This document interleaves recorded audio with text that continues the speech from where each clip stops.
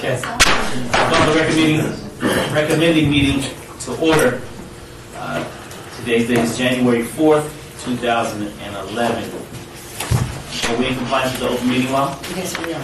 Okay, then we'll move to the first line item of business, which is bill number 2010-47, an advance item, adopts the city's fire code, the International Fire Code 2009 edition, together with local modifications and supplements thereto, proposed by Chief Gammon.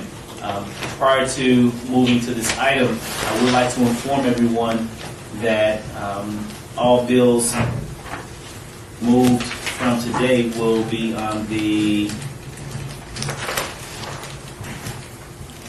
It's complicated. Yes, it is complicated. We'll go line by line before I mention that. So at this point, I would like to move forward with bill number 2010-47. Staff?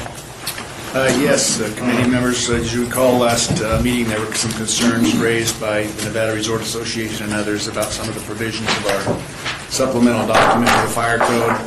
We have worked through those. Some of those had to do with exhibit booths at a trade show. Some of the permitting requirements, there was an issue having to do with fire apparatus access roads, some concern about buildings that had been constructed in accordance with high-rise building codes, and so we've made an adjustment there.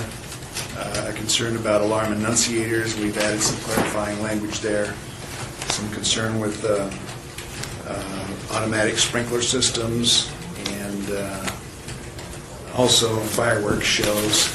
We have addressed all those concerns and they have indicated that they're okay with those. And finally, something to do with existing buildings and fire alarm systems. We have put all those together for you in a document that would be part of a Second Amendment. We recommend your approval. We have representatives of the fire department here if you have any questions. I do. If representatives from the fire department, please come to the mic and state your name for the record. Robert Bell, Deputy Chief Fire Marshal, Alpix Fire and Rescue. Chief, thank you for being here. I have received a number of calls previously as it relates to the gaming properties that had concerns as it relates to the fire code. Have you been able to work out those issues? I'm not sure if there's anyone here from the gaming industry, but I know that they had major concerns as it relates to what the county was proposing to vote on versus where the city was. And so I asked that they meet with your department and to see if we can work out those issues, and if you can please elaborate on where we are with that, that would be helpful. Yes, we were able to meet with them in December. We met with the Downtown Resort group about concerns they had, similar to concerns that were addressed in the county. We were able to meet and go over about 18 or so items that they had, and they were a little bit different from what the county had, but there were some that were similar. And we were able to go over those item by item with that group and address each of their concerns. So our latest feedback from that group is that they were satisfied and had no problems with the adjustments that we made in our responses. So we should be good to go on the fire code. Okay. If there's anyone here wishing to speak on this item, please come forward and state your name for the record. Seeing that, Councilman. Motion to send to the City Council with a pass recommendation. Second Amendment? And with the Second Amendment. Okay. All in favor? Aye. Aye. So moved. And this item will come before the Is City eligible Council. Tomorrow. Eligible for the January 5th City Council meeting, which is tomorrow. Okay, great. Thank you. Thank you. Bill number 2010-51, which is an advance item, update certain administrative provisions of the municipal code related to management functions and the names of city departments. This is proposed by Councilman Reese, and I've been informed that this item is being requested to be held again until the January 18th meeting. So with that, Councilman? Do I need to make a motion to that? Well, before the motion, if there's anyone here wishing to speak on this item, please come forward, state your name for the record. Okay, seeing that, Councilman. Okay, so the motion will be to obey it to the January 18th recommending committee. All in favor? Aye.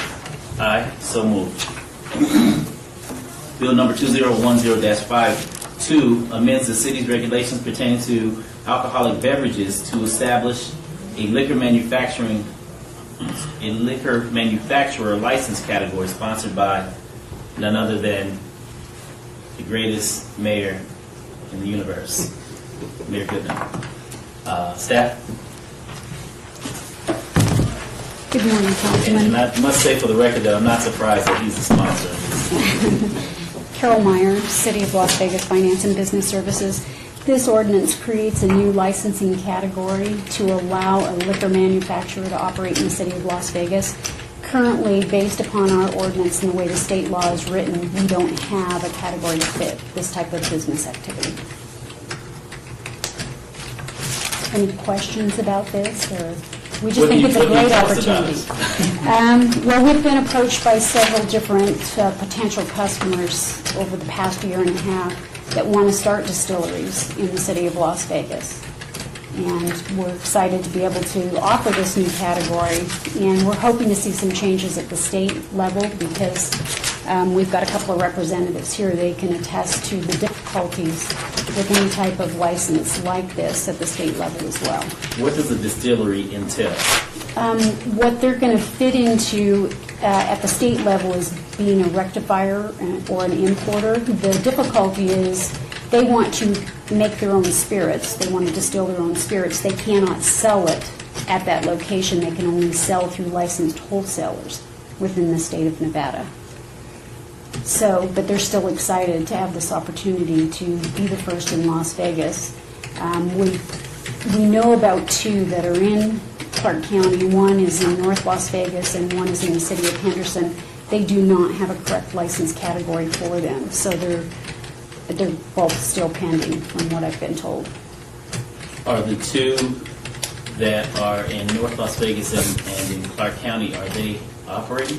One is in Henderson and one is in Henderson. North Las Vegas. North Las Yes, they are operating but not in compliance with state law. Okay. So they need they still need a state license? Mm-hmm. Okay, and that's already in effect, you can get a state license? Yeah, the state is licensing theirs as wholesalers, which that's not what they're really doing. So they're working on that. We've shared this ordinance with them, and they're working to change theirs as well. Okay. And we do have a couple of representatives here that, Well, we would like to hear from them if they would like to come to the microphone and state their name for the record. Sure. And explain to us what your plans are. Good morning. My name is Jonathan Hensley. Aaron Chepanek. And I'm sorry, just for the sake of the recording, would you please spell your last names for the record? Hensley, Hensleigh. Chepanek, Chepenik.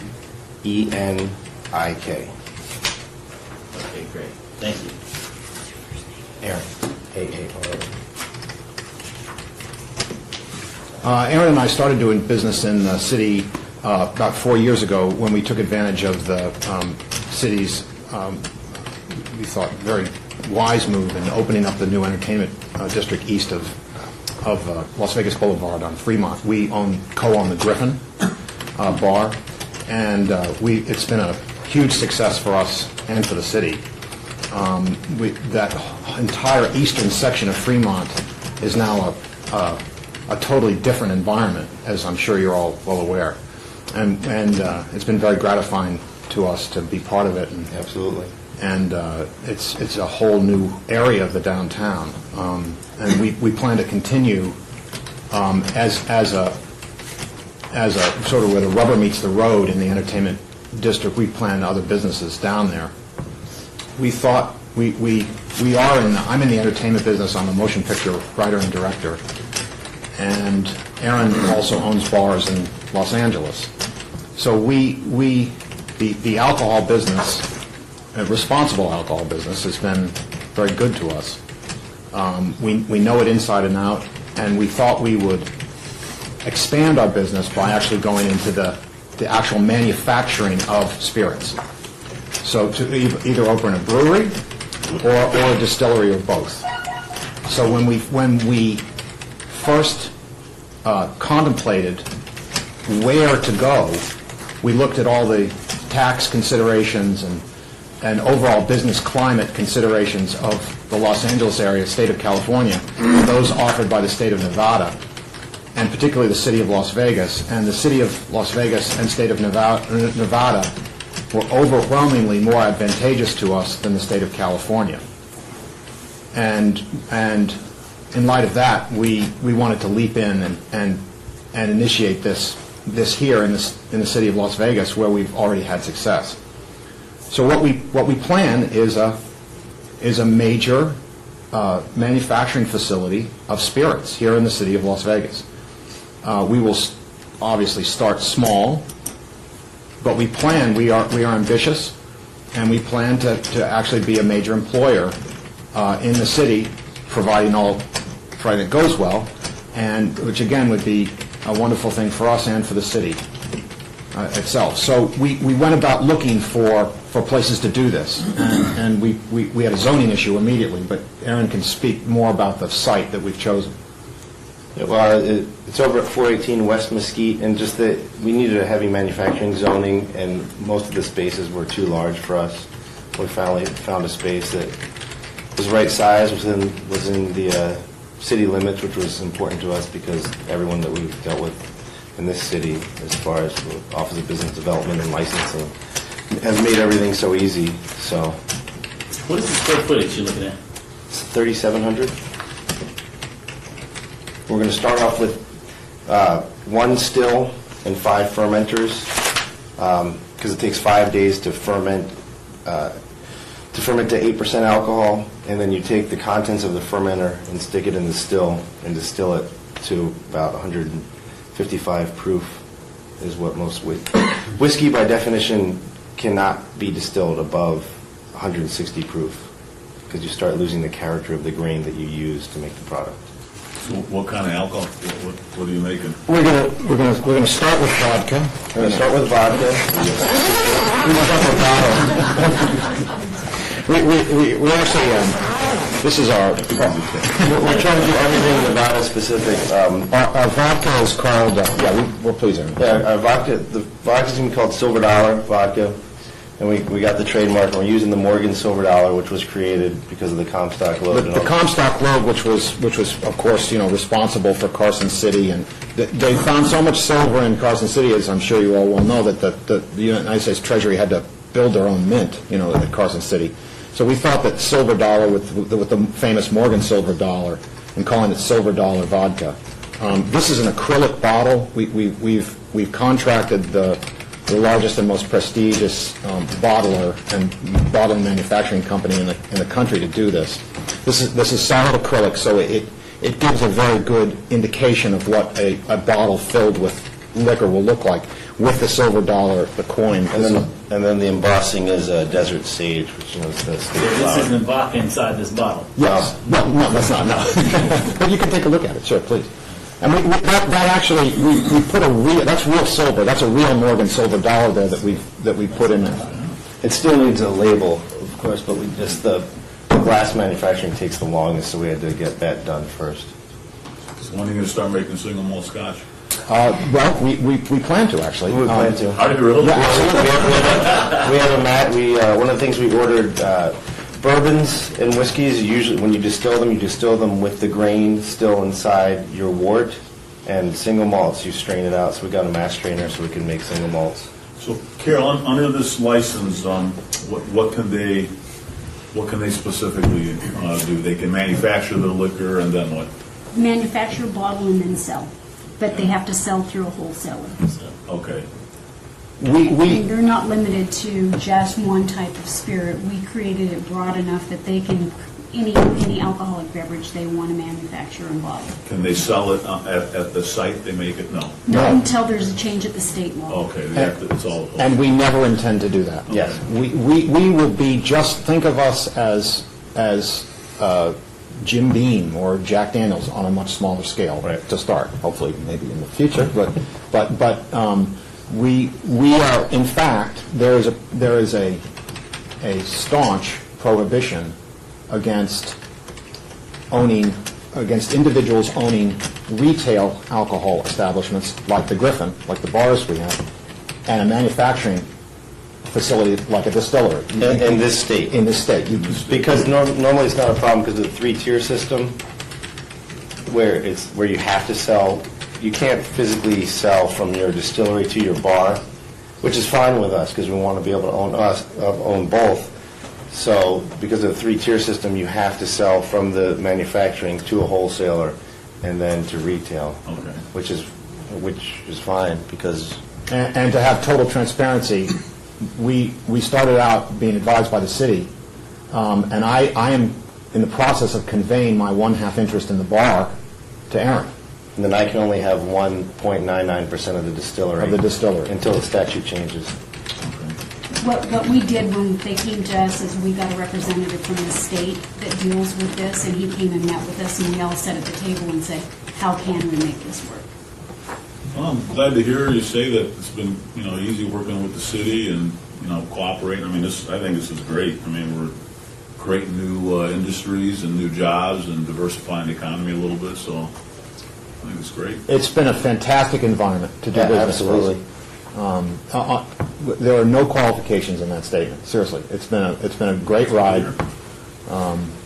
We're employing people, we employ a lot of people at the Griffin. We plan to employ a lot more. And the one nice thing that we're talking about, unfortunately with the Griffin, with the bar, sort of our business model has always been just all word of mouth. But at least with this, we can advertise and have more press. And one thing that we're definitely excited about talking about is, how easy it is to do business in this city. Hands down, there was no comparison. Yeah. Because, see, we own bars in L.A., and I have a presence because of the entertainment industry. It would make more sense just sort of the publicity-wise for me to do this in L.A., but business-wise, no contest. That's beautiful. I'm glad that you all chose the city of Las Vegas to work with. Thank you. Cheers. Thank you. And to bring, as the councilman mentioned, this level of diversification into the valley. So, is there anyone here wishing to speak on this item? If so, please come forward and state your name for the record. Seeing none, council? Motion to send to the city council with a tax recommendation. All in favor? Aye. Aye. So moved. Cheers. Thank you. Thank you. And just so that you know, this bill will be eligible for adoption at the January 19th city council meeting. Okay. All right, thank you. Thank you very much. Good luck to you. Thanks. Bill number 2014-53 updates the municipal code provisions regarding the city's traffic signal impact fee proposed by Jorge Cervantes. Is there anyone here from? I'm going to make this presentation. Okay, Zach? The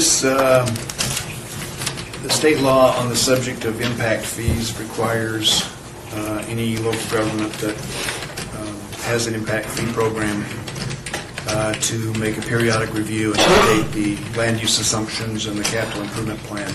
Ours, so far, has been limited to traffic signals.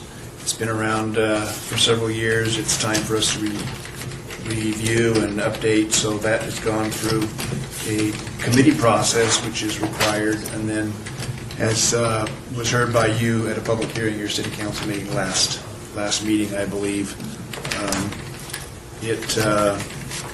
the ordinance implements the changes that have been set forth in the plan.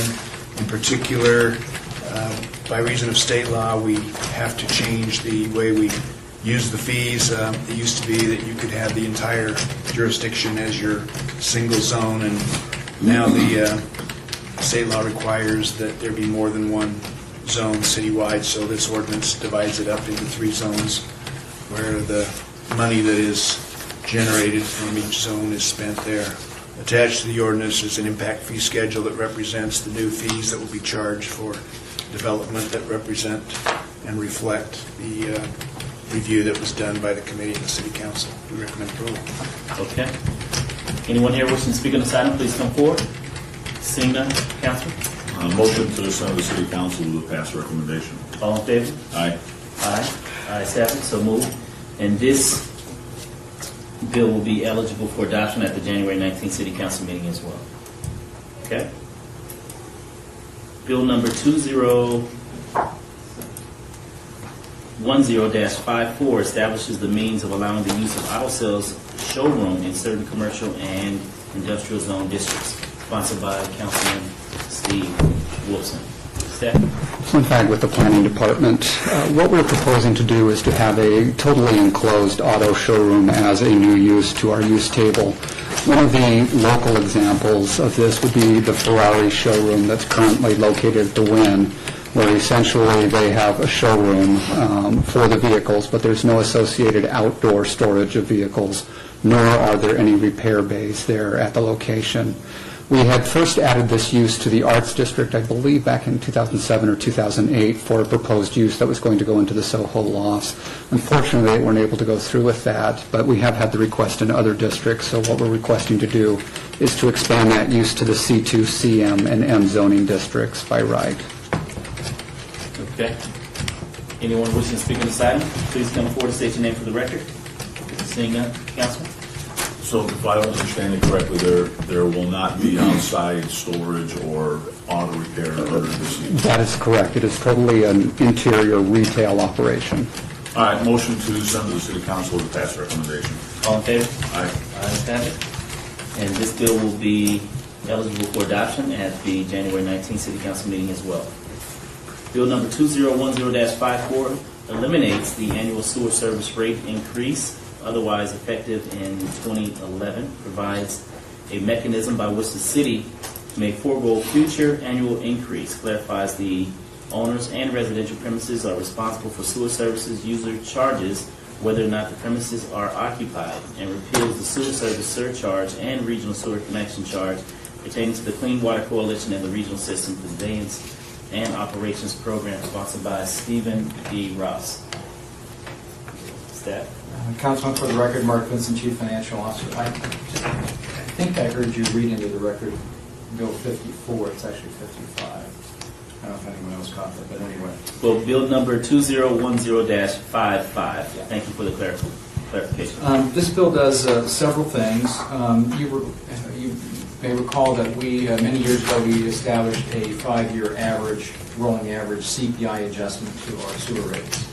Last year, we passed an ordinance to eliminate that for calendar year 2010,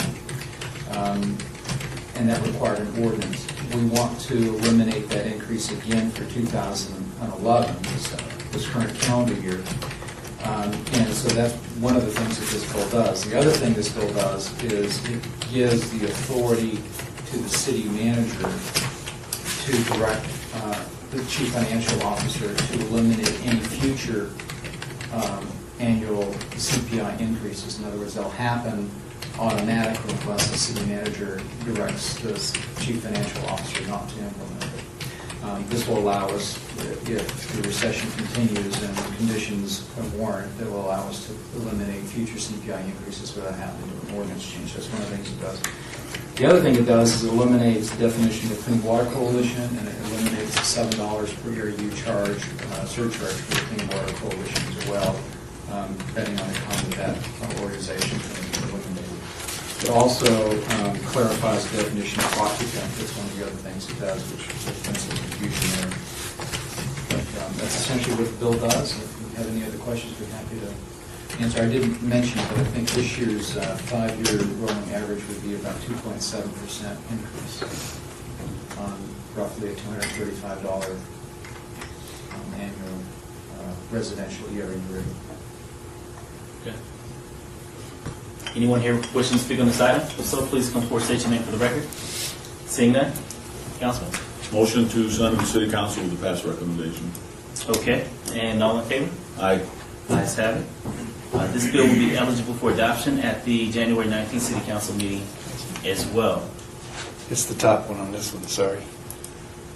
Sorry? The top, it's the, Oh, yeah. okay, then I apologize. For the record, this bill number 2010-55 will be eligible for adoption at the January 5th City Council meeting, tomorrow's meeting. So with that being said, now we are open for citizens' participation. Anyone from the public wishing to speak on during this portion of the agenda, please come forward. Seeing none, Council, Motion to adjourn. all in favor? Aye. Aye. So moved. Thank you.